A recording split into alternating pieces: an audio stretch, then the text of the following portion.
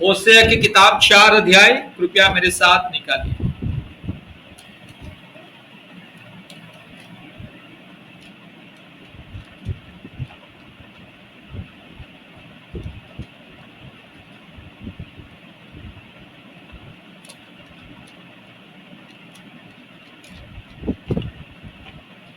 निकाल लिया पास्टर, निकाल।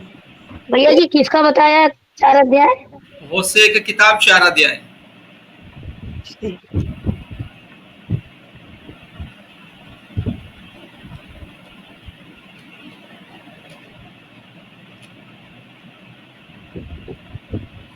ठीक है, 4 अध्याय का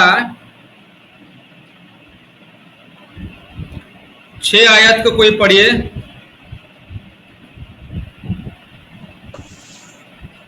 मेरे ज्ञान के ना होने से मेरी प्रजा नष्ट हो गई। तूने मेरे ज्ञान को तुच्छ जाना है, इसलिए मैं तुझे अपना याजक रहने के अयोग्य ठहराऊंगा, इसलिए कि तूने अपने परमेश्वर की व्यवस्था को त्याज दिया है। मैं भी तेरे बाल बच्चों को छोड़ दूंगा। आमीन। आमीन। प्रभु आशीष करे। बहुत बहुत धन्यवाद। ठीक है, सबको समझ में आया कि नहीं? सब लोगों ने निकाला ना? जी भैया जी निकालिए। भैया जी निकालो। जो अभी तक नहीं निकाला है, पृष्ठा संख्या 1053 निकालिएगा। 1053 पृष्ठा संख्या हिंदी बाइबल में। ठीक है, होशे की किताब 4 अध्याय उसका 6 आयत को। ठीक है, होशे की किताब 4 अध्याय उसका 6 आयत, पृष्ठा संख्या 1053। ठीक है, सब लोगों ने निकाला ना? जी भैया। आमीन।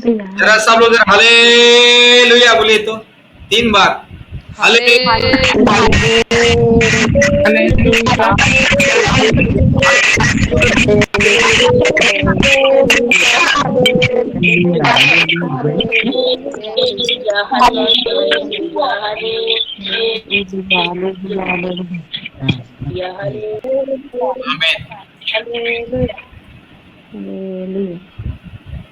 ठीक है, बहुत धन्यवाद। प्रभु आशीष करे इस सुंदर समय के लिए। और कोई बीच में मोबाइल खोलना नहीं। जब मैं कुछ सवाल पूछूंगा तो हाँ, जवाब को देना है। ठीक है,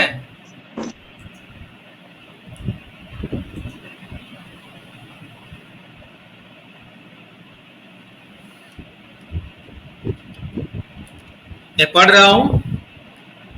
मेरे ज्ञान के ना होने से मेरी प्रजा नष्ट हो गई। ठीक है, आज दुनिया में जिस समाज में, जिस देश में परमेश्वर का ज्ञान नहीं है, उस समाज में, उस देश में, उस परिवार में परमेश्वर का क्रोध ही आता है और उन्हें विनाश करता है। हाँ, उसे नाश की और विनाश की ओर लेके जाता है। ठीक है, इसलिए परमेश्वर कहता है मेरे ज्ञान के ना होने से मेरी प्रजा नष्ट हो गई। ठीक है, हिंदी बांग्ला बाइबल किसी के पास है क्या?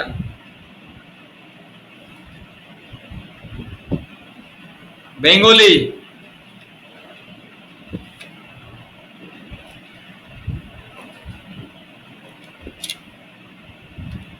उड़िया बाइबल किसके पास है?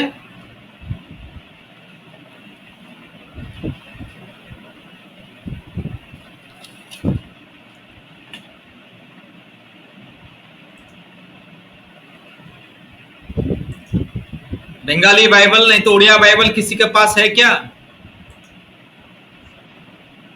जी भाई। पढ़िए, बांग्ला में अगर किसी के पास है, उड़िया में किसी के पास है तो।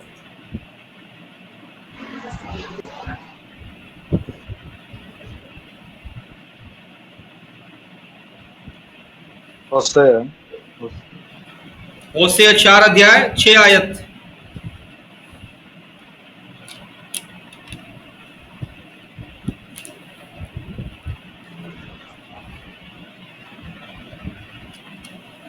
शायद किसी के पास भी नहीं है। पृष्ठा संख्या 921 ओडिया बाइबल रे 921 920 ओडिया बाइबल रे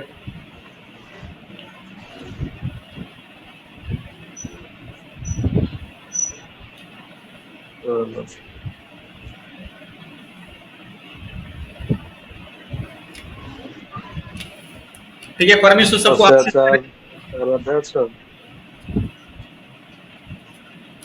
ठीक है, मैं ही पढ़ देता हूं उड़िया में भी। आंबर लोक माने ज्ञानर अभाव सकाशु विनष्ट होई अछंती। उड़िया बाइबल में बहुत ही क्लियर से लिखा है, इंग्लिश बाइबल में भी बहुत ही क्लियर से लिखा है कि मेरे लोग ज्ञान के अभाव के कारण, ज्ञान ना होने का कारण विनाश हो चुके हैं और विनाश की ओर जा रहे हैं। ठीक है, देखिएगा,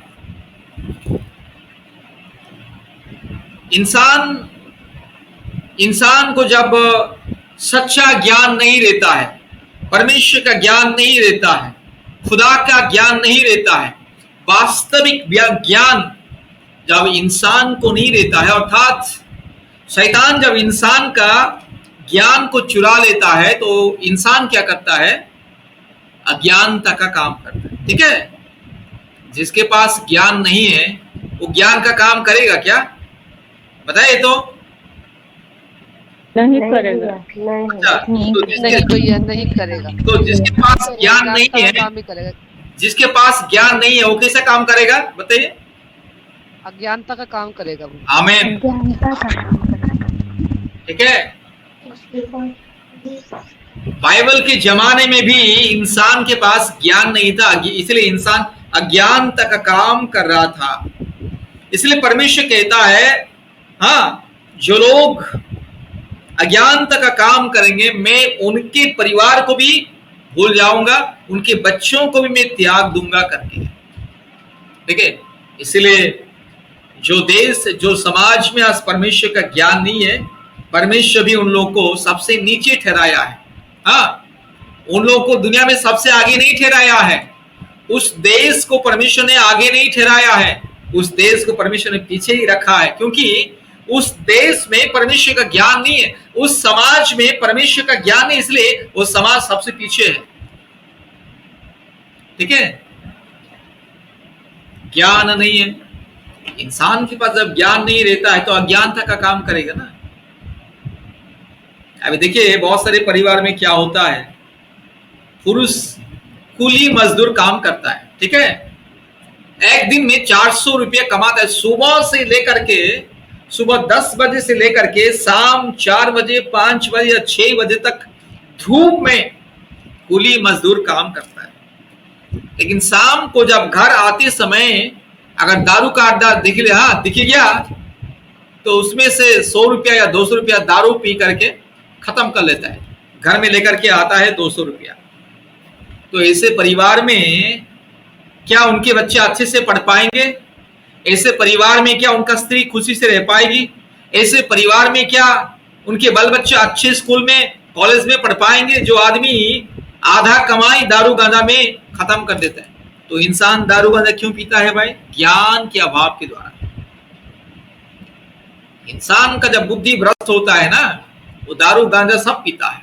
अपने परिवार का भविष्य नहीं देखेगा, अपने बाल बच्चों का भविष्य को नहीं देखेगा, हाँ, अपने खुद का भविष्य को नहीं देखेगा, दारू गांजा पी के उड़ाएगा वो, हाँ, क्योंकि ज्ञान नष्ट हो जाता है। अगर आप, और भी यहाँ पे लिखा बहुत अच्छी तरह से, मेरे ज्ञान के ना होने से मेरी प्रजा नष्ट हो गई, तूने मेरे ज्ञान को तुच्छ जाना है। परमेश्वर भी ऐसे लोगों को तुच्छ जानता है जिसके पास परमेश्वर का ज्ञान नहीं है, और ऐसे लोग ही दुनिया में सबसे नीचे हो जाते हैं। जो परमेश्वर का ज्ञान के हिसाब से चलता है ना, वो दुनिया में आगे तरक्की करके जाएगा। सारे के सारे दुनिया आज क्यों सबसे आगे, और हम भारत, बांग्लादेश, पाकिस्तान, नेपाल, भूटान सबसे पीछे क्यों रह गए भाई? सबसे गरीब, हाँ, सबसे अनपढ़, सबसे ज्यादा बेरोजगार, सबसे ज्यादा, हाँ, खून खराबा, दारू गांजा, हाँ, पी करके लोग, हाँ, हर समय दंगा फसाद, हर समय भ्रष्टाचार, चोरी डकैती, लूटपाट, दिन दहाड़े लूटपाट। क्यों?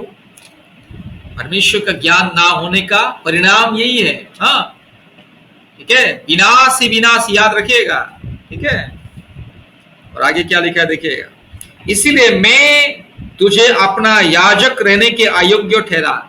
जिसके पास परमेश्वर का ज्ञान नहीं है वो अज्ञानता का काम करता है, और जो अज्ञानता का काम करेगा वो कभी भी परमेश्वर का प्रजा याजक हो पाएगा नहीं ना, कभी भी वो परमेश्वर का संतान नहीं हो पाएगा। परमेश्वर का संतान वही होगा जो परमेश्वर का ज्ञान है, जो परमेश्वर को अपने उद्धारकर्ता मुक्तिदाता के रूप में ग्रहण किया है, और जो परमेश्वर के मार्ग में चलता है। ठीक है, और देखिए आगे क्या लिखा है, इसीलिए कि तूने अपने परमेश्वर की व्यवस्था को तज दिया है, मैं भी तेरे बाल बच्चों को छोड़ दूंगा। ठीक है, परमेश्वर क्या बोल रहे हैं, तूने मेरे व्यवस्था को ठुकराया है, इसलिए मैंने भी तुम्हारे बाल बच्चों को त्याग दूंगा। अभी देखिए, पीढ़ी से पीढ़ी तक हमारे भारत हो या पाकिस्तान हो या नेपाल हो या भूटान हो या अफगानिस्तान हो, ये देश में तरक्की नहीं है, केवल दंगा फसाद, लड़ाई झगड़ा, खून खराबा, आतंकवाद, चोरी डकैती, लूटपाट, हत्या, अन्याय अधर्म चलता बढ़ता गया। लेकिन आप जरा जिस देश में सच्चा खुदा को लोग पहला स्थान दिया है, उस देश देखिए दुनिया में सबसे आगे, हम लोगों से 100 साल आगे वो देश क्यों है? वो देश क्यों 100 साल आगे? क्या परमेश्वर पक्षपात करता है? ऐसा नहीं, परमेश्वर पक्षपात नहीं करता है। परमेश्वर सबको समान दृष्टि में देखता है, लेकिन जो उनकी आज्ञाओं को पालन करता है उसे ऊंचा उठाता है, जो उनके आज्ञाओं को पालन नहीं करता है, जो उनके व्यवस्था को ठुकराता है, वो पीछे ही रह जाएगा। ठीक है,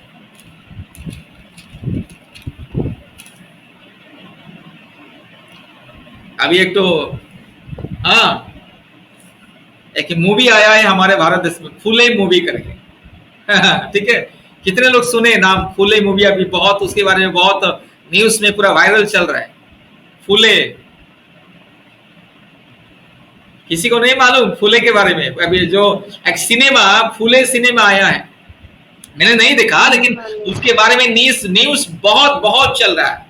भारत देश में बहुत न्यूज चल रहा है उसके बारे में, यूट्यूब में भी, फुले मूवी के बारे में, सिनेमा के बारे में। वो फुले सिनेमा क्या मालूम है ना, वो ठीक है, लगभग 1800 शताब्दी में, 1800 सदी में फुले करके, फुले, ठीक है, उसका पत्नी का नाम सावित्रीबाई फुले, ज्योतिराव फुले, और उसकी पत्नी का नाम सावित्रीबाई फुले। उस समय भारत देश में ब्राह्मण राज चलता था, ब्राह्मण राज। ठीक है, आज से 3000 साल पहले, उसी साल से ब्राह्मण राज चल के आया, और 1800 सदी में भी वो ब्राह्मण राज चल रहा था, मतलब अंग्रेज आने से पहले ब्राह्मण राज चल रहा था भारत देश में। तो ब्राह्मण राज में महिलाओं को घर से निकलना पाप है। ब्राह्मण की व्यवस्था के अनुसार महिलाओं को घर से निकलना पाप है। महिला अपने जवान नहीं बोलना चला सकते, अपने मुंह खोल नहीं सकते पुरुषों के सामने, पुरुष के सामने ऐसे नहीं जा सकते, पूरा अपना घूंघट पूरा डाल के, चेहरा बिना दिखा के, चेहरा को दिखाना भी पाप था। ठीक है, और उस समय महिलाओं को पढ़ने का भी अधिकार नहीं था। अगर कोई महिला पढ़ने के लिए कोशिश करेगी तो उसको अपराधी माना जाता था। और इसके साथ साथ जो भारत का जो सबसे पिछड़े जाति है ना, ठीक है, सबसे पिछड़े जाति, उनको भी पढ़ने का लिखने का अधिकार नहीं था। ठीक है, केवल तुम ये उच्च जाति लोगों का बर्तन साफ करो, गोबर उठाओ, पायखाना साफ करो, नाले साफ करो, यही काम धंधा था।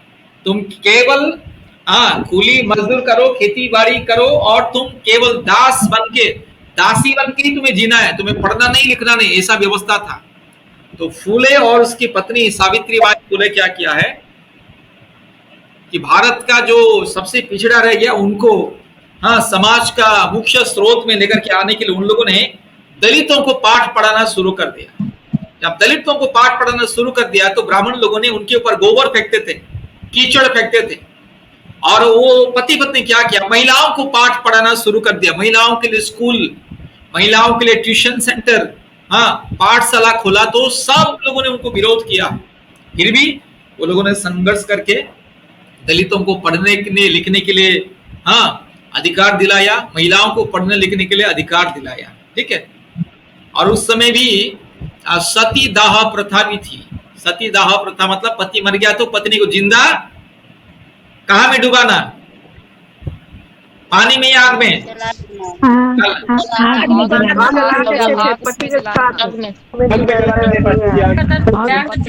जिंदा जलाना। ठीक है, ठीक है।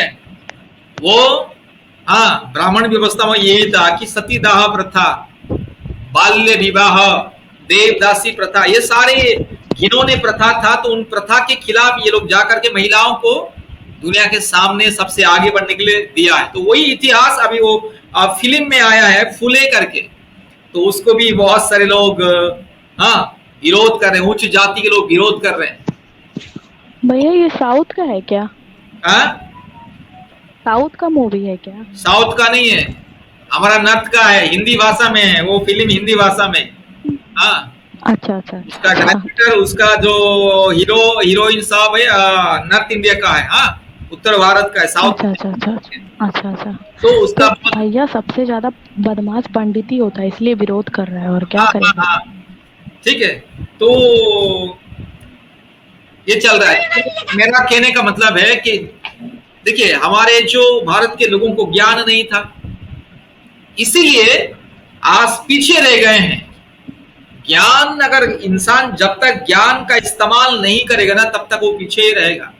अभी देखिएगा कितना चालाक आदमी क्यों ना हो, कितना बलवान आदमी क्यों ना हो, अगर वो बचपन से पढ़ाई लिखाई नहीं करेगा, स्कूल नहीं जाएगा, कॉलेज नहीं जाएगा, उन्नति कर पाएगा क्या? उनका बाल बच्चे उन्नति कर पाएंगे क्या? उनका परिवार समाज में उन्नति कर पाएंगे नहीं ना। ठीक है, इंसान को वही तो, इंसान को आगे बढ़ने के लिए, ठीक है, तरक्की करने के लिए ज्ञान का बहुत ही जरूरी है। अभी देखिएगा, ठीक है, अगर इंसान, ठीक है, अपने बच्चों को स्कूल नहीं भेजेगा, बोलेगा भैया तू दिन रात बस पूजा पाठ कर, आवाज नहीं आते हैं। अरे रे क्या हुआ, एक मिनट, नहीं आ रहा है भैया, आवाज नहीं आ रहा है भैया। पता नहीं क्या हुआ। अभी आ रहा है? आ रहे हैं। आवाज आ रही है। ठीक है, प्रभु सबको आशीष करे, बहुत बहुत धन्यवाद। ठीक है, तो देखिएगा ज्ञान की बहुत ही जरूरी है। ठीक है, उन्नति तरक्की करने के लिए ज्ञान की जरूरत है। ठीक है, समाज में आगे बढ़ने के लिए ज्ञान की जरूरत है। उसी तरह परमेश्वर का आशीष अनुग्रह पाने के लिए भी परमेश्वर का ज्ञान बहुत ही जरूरी है। आप होशेया 4 अध्याय का जरा 11 कोई पढ़िए, तो 11 कोई पढ़े, क्या लिखा, बहुत ही अच्छी बात लिखा है। होशेया 4 अध्याय का 11, वेश्यागमन और दाख मधु और ताजा दाख मधु, ये तीनों बुद्धि को भ्रष्ट करते हैं। आमीन आमीन। देखिएगा क्या लिखा है, ठीक है, वेश्यागमन और दाख मधु और ताजा दाख मधु, ये तीनों बुद्धि को भ्रष्ट करते हैं। उसको लाइन लगाइए, अगर किसी का पेन है तो चिन्ह लगाइएगा। जिसका पति दारू पीता है, गांजा पीता है, पराया औरत के पीछे भागता है, हाँ, जो व्यभिचार करते, वेश्यागमन करते हैं, हाँ, जो पराये लोगों के पीछे भागते हैं, याद रखिएगा ये क्या करता है, बुद्धि को भ्रष्ट करता है। हाँ, उड़िया बाइबल में या बंगाली बाइबल में, इंग्लिश बाइबल में लिखा है व्यभिचार करके। हाँ, वेश्यागमन व्यभिचार की बात है। ठीक है, व्यभिचार, जो व्यभिचार के रास्ते में जाता है और जो दारू गांजा पीता है, दाख मधु मतलब क्या है, शराब, हाँ, नशीली पदार्थ, हाँ, ठीक है, ताजा दाख मधु मतलब ये सब नशीली पदार्थ होता है। आजकल के जमाने में क्या है, दारू गांजा भांग और क्या क्या है। ठीक है, तो जो लोग ये सारी चीज करता है, वेश्यागमन और नशापान जो करता है, उसका बुद्धि को भ्रष्ट होता है। और जिसका बुद्धि भ्रष्ट होता है उससे कभी भी वो आशीषित होगा क्या, नहीं, बर्बादी ही होगा, बर्बादी। ठीक है, हाँ, व्यभिचार का मतलब 2 प्रकार की व्यभिचार, मैंने पहले भी आप लोगों को बोल चुका हूं। एक व्यभिचार है हाँ, पराया लोगों के पीछे भागना, पराया स्त्री या पराया पुरुष के पीछे भागना, हाँ, वो व्यभिचार है। और दूसरा व्यभिचार है मूर्ति पूजा, ठीक है। मूर्ति पूजा करने से बुद्धि भ्रष्ट होता है। व्यभिचार मतलब मूर्ति पूजा है, दोनों। हाँ, शारीरिक व्यभिचार और आध्यात्मिक व्यभिचार मतलब मूर्ति पूजा, जो परमेश्वर के खिलाफ व्यभिचार है। मूर्ति पूजा परमेश्वर का खिलाफ व्यभिचार है। अभी देखिएगा, ज्यादा से ज्यादा हमारे भारत देश में, हाँ, जो लोग मूर्ति पूजा करते हैं, चाहे ईसाई क्यों ना हो, हाँ, ठीक है, मूर्ति पूजा करने वाले ईसाई भी है, मूर्ति पूजा करते हैं। हाँ, जो निर्बुद्धि ईसाई, जिसको ज्ञान बुद्धि नहीं है, ठीक है, जिन ईसाइयों को भी ज्ञान नहीं है, वो लोग मूर्ति पूजा करते हैं ना, ठीक है। मूर्त के सामने जाके दंडवत करते हैं, मूर्त के सामने जाके, हाँ, मोमबत्ती अगरबत्ती जलाता है, मूर्त के सामने जाके बड़बड़ाते हैं, हे अम्मा, हे हाँ साधु, हे संत, हमें दया कीजिए, ठीक है। तो ये जो मूर्ति पूजा करने से बुद्धि भ्रष्ट होता है, ठीक है। जिसको परमेश्वर का ज्ञान है वो कभी भी मूर्ति पूजा नहीं करेगा, याद रखिए। वो तो केवल सच्चा खुदा की उपासना आराधना करेगा।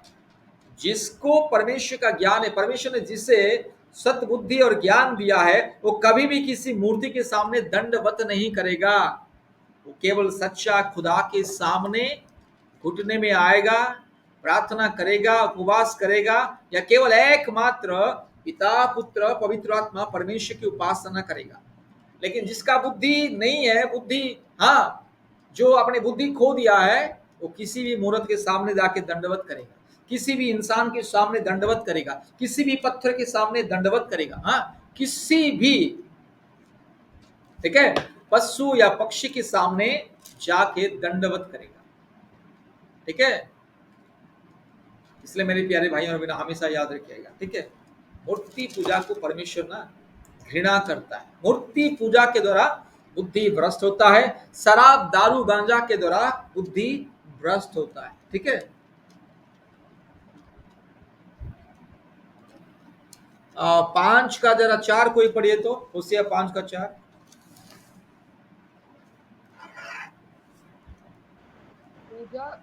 मूर्ति पूजा के विरुद्ध होशे की चेतावनी। उसके काम उन्हें अपने परमेश्वर की ओर फिरने नहीं देते, क्योंकि छिनाला करने वाली आत्मा उनमें रहती है और वे यहोवा को नहीं जानते हैं।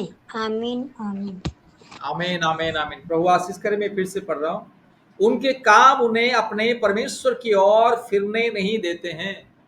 हाँ, जो इंसान मूर्ति पूजा करेगा, जो इंसान दारू पिएगा, जो इंसान गांजा पिएगा, जो इंसान भांग पिएगा, जो इंसान व्यभिचार करेगा, वो कभी भी परमेश्वर की ओर लौटेगा नहीं वो, क्योंकि उनका काम उसे परमेश्वर की ओर, हाँ, जाने के लिए नहीं देगा, क्योंकि छिनाला करने वाली आत्मा उनमें रहती है। छिनाला करने वाली आत्मा मतलब व्यभिचार की आत्मा, याद रखिएगा, ठीक है। हिंदी शब्द भी बहुत बहुत कठिन शब्द है भाई हिंदी वाले को भी समझ में नहीं आएगा, ठीक है। छिनाला करने वाली आत्मा, छिनाला करने वाली आत्मा मतलब विषयागमन व्यभिचार करने वाली आत्मा उनमें रहती है और वे यहोवा को नहीं जानते हैं, ठीक है। जो लोग मूर्ति पूजा करते हैं, जो लोग दारू गांजा पीते हैं, भांग पीते हैं, शराब पीते हैं, घिनौने हरकत काम करते हैं, वो लोग कभी भी परमेश्वर को नहीं जानते, क्योंकि उनके पास बुद्धि नहीं रहता है। इसलिए याद रखिएगा, ठीक है, हम सब लोग बुद्धिमानी लोग हैं, ठीक है। संसार के लोगों की तरह निर्बुद्धि काम कभी नहीं करना है, ठीक है।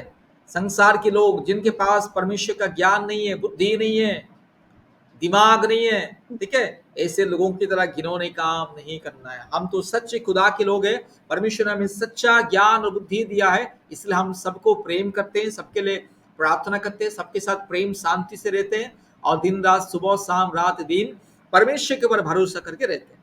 इसलिए प्रभु सबको आशीष करे इन वचनों के द्वारा। हाँ, बहुत बहुत धन्यवाद प्रभु सबको। 1 मिनट ब्रदर।